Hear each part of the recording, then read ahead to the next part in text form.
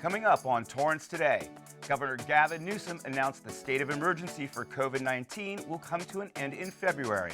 We'll tell you what this means moving forward. Our city's housing plan gets approved, bringing hope for a potential spike in available homes. And there's good news for adults who suffer from hearing loss. All this and more coming up right now on Torrance Today.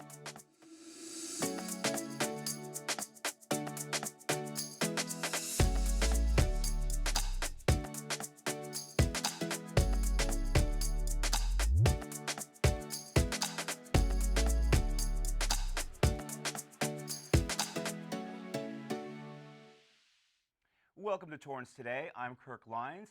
It's 4 p.m. on Tuesday, October 18th. I hope your week is running smoothly. Thank you so much for joining us. Here is our first story. California Governor Gavin Newsom announced Monday that the COVID-19 state of emergency in California will end on February 28th of next year, nearly 3 years after it was first instituted. The state of emergency was declared during the pandemic in order to slow the spread of the virus and help government agencies and healthcare providers receive the expanded number of resources needed for vaccination and testing. The timeline for ending the emergency response is to give the healthcare system the needed flexibility in the event of a winter surge of the virus. The February date will also give state and local partners the proper time to shore up their vaccines, boosters, testing, and other measures. Moving forward, the state will follow the SMARTER plan, an acronym for shots, masks, awareness, readiness, testing, education, and RX for medicine and treatments. It will serve as a tool for all Californians to navigate the next phase of the pandemic. For more information on the SMARTER plan, visit the Office of Governor website at gov.ca.gov. And in other medical news, flu season is back, and experts are saying it could be a rough one. American researchers typically look at countries in the southern hemisphere during our summer months as predictors for what flu season might look like here come wintertime. The bad news is that Australia just experienced its worst flu season in years. Doctors say that since people are returning to socializing in large groups without masks, it's not unusual that flu cases are being reported. What is unusual is the widespread number of cases so early in the season. They say the spread looks to be a month early and is gathering speed. Doctors say the best frontline defense against the flu is still the flu vaccine. And while it will not stop all flu infections, it will, however, reduce the need for a flu-related doctor visit by up to 60%. If that's not enough incentive, some of our local pharmacies are providing extra perks if you receive a flu shot. Albertsons Pharmacy gives people a coupon for 10% off groceries. CVS has an opportunity for those who get vaccinated to win gift cards for sports tickets or other prizes, in addition to a $5 off a $20 purchase coupon. And Walgreens offers $5 cash rewards on in-store purchases. It also teamed up with the United Nations Foundation on a Get a Shot, Give a Shot campaign, saying getting a flu shot will help provide a life-saving vaccine to a child in need. The company says they're helping to provide 100 million vaccines to children around the world by 2024. And Torrance has demonstrated the ability to add 5,000 new housing units by 2029, as required by the state. The California Department of Housing and Community Development approved the city's housing element plan, which provides a framework of production for 4,939 new housing units by 2029, including 2,467 slated as units affordable for households making 80% less of the area median income. If the city actually adds that many units by 2029, it would mark an 8.4% increase in the city's housing stock, a relatively staggering number when compared to the 0.4% increase that took place between 2010 and 2021. The city has already identified 7 potential corridors to rezone for housing development. The land parcels are currently zoned for a range of uses, including manufacturing, industrial, and commercial. In the next month, the city will solicit feedback from the residents on the proposed housing corridors with a goal of passing a zoning ordinance by early 2023. And the Great California Shakeout takes place this Thursday, giving all Californians a chance to practice how to stay safe during a big earthquake. We are experiencing a major earthquake. Drop, cover, and hold on. California is known as earthquake country, so once a year we take the opportunity to remind ourselves exactly what to do in the event of a big one. Federal, state, and local emergency management experts and other official preparedness organizations all agree that the appropriate action is to drop, cover, and hold on. At 10:20 on Thursday morning, many schools, businesses, and organizations will put the advice into effect by holding an earthquake drill.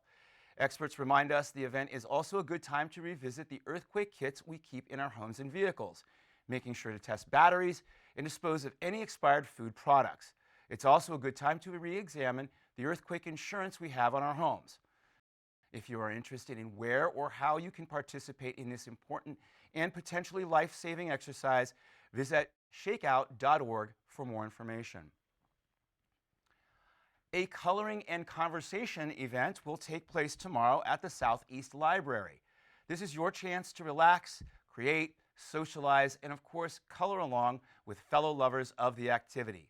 Studies show that 20 minutes of adult coloring every day has some profound benefits for both your emotional and physical health.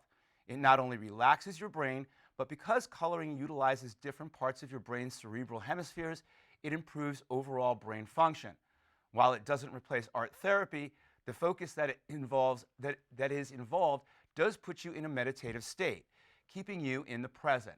It also reduces anxiety as well as improves your motor skills and sleep patterns. But best of all, it is fun. So if you're looking to have a little fun, visit the Southeast Library tomorrow at noon. It is located at 23115 Arlington Avenue, and make note that they hold this event on the third Wednesday of every month. There is some very good news for adults who suffer from hearing loss. The United States Food and Drug Administration is now allowing hearing aids to be purchased over the counter without a prescription or a custom fitting. For adults who suffer from mild to moderate hearing loss, the decision promises to lower the cost as well as the time it involves to purchase a hearing aid. While those who are under 18 or who have severe hearing loss will still need a prescription, experts are calling the move a game changer. The rule change, which took place at the end of summer, goes into effect on Monday. Experts offer a bit of advice before heading to the store to purchase a hearing aid. Get tested so you know where your hearing levels stand. Do your research so you know exactly what you're buying. Pharmacies, box stores, warehouse stores, and online vendors will be selling various versions and will have different return policies. Most importantly, understand that due to the reduced cost, there will be a difference between over-the-counter hearing aids and those that are prescription and custom fit. Abbott, the makers of Similac baby formula, issued a voluntary recall of some of their products due to bottle caps that may not seal properly. The action is not related to the recall that took place earlier this year due to contamination concerns, which caused a serious shortage of baby formula throughout the country. The company says that this time, a small percentage of bottles in the recalled lots of 2-ounce ready-to-use formulas may have caps that don't completely close, which could result in spoilage. Abbott says if you have either a Similac or Pedialyte product in your home, you should look at the lot number on the package and visit similacrecall.com to see if it is part of the recall. If it has been recalled, they ask you to contact customer service at 800-986-8540. And President Joe Biden announced yesterday that federal student loan borrowers can now apply online for up to $20,000 of debt forgiveness. In August, Biden announced his decision to cancel up to $10,000 in student loan debt for individuals who make less than $125,000 a year, or as much as $20,000 for those who are also Pell Grant recipients. The latest phase of this plan was launched yesterday and is expected to provide debt relief to as many as 43 million borrowers. If you are seeking to apply for student debt relief, you can fill out the form at studentaid.gov. Borrowers have until December 31st, 2023 to submit an application. Happy Meal lovers are about to get happier. Starting today, the hamburger giant McDonald's will be serving its Happy Meals in Halloween pails. The containers, also called Halloween buckets, were launched in the 1980s but discontinued in 2016. The pails will feature 3 characters introduced in 1986, McBoo, McPumpkin, and McGoblin. They will come in orange, white, or light green with jack-o'-lantern faces on the sides. According to the company, the pails are made of recyclable plastic. In 2021, McDonald's announced its initiative to make sustainable Happy Meal toys out of renewable or recycled materials, aiming for a 90% reduction of fossil fuel-based plastic. Happy Meals served in Halloween buckets will be available as long as supplies last, so grab the kids or your coworkers and go have a Happy Meal. And still ahead, make sure you save room for dessert because it's National Chocolate Cupcake Day, and we'll tell you where to get them on this Treat Yourself Tuesday. We'll be back in 60 seconds.